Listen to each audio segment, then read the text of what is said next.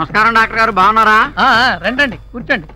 ఏంటో weekly once వస్తారు, ఎంతమంది పోయారో ఎంతమంది పోయేటట్టున్నారో డీటెయిల్ గా రాసుకెళ్తారు. ఏదో మీ హస్తవాస అలాంటిది.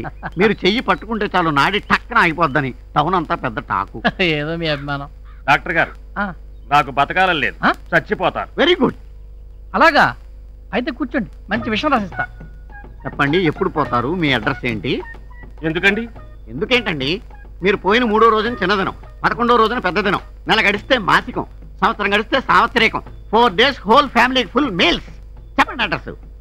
లోపలికి వెళ్ళి కూర్చో, వెళ్ళు. నేను వచ్చి అడ్రస్ తీసుకుంటాను, వెళ్ళు.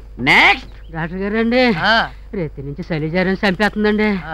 ఇయాలో రేపు అన్నట్టుకుందండి ప్లాను. వెరీ గుడ్, ఇదొక కేసు మీకోసమే. ఒరే ఇగో ఈ 2 టాబ్లెట్లు వేసుకో. ఎప్పుడు వేసుకోమంటారండి? అది కూడా డాక్టర్ గారు చెప్పాలేంటాయా? రాత్రికి ఒకటి వేసుకుని పడుకో, ఒకవేళ పొద్దున్నే లేస్తే రెండోది వేసుకో. వీడి అడ్రస్ మీ దగ్గర ఉంది కదా. నెక్స్ట్. రావయ్యా రా. డాక్టర్ గారు, 12 ఏళ్లలో 10 మంది పిల్లలు పుట్టేశారండి.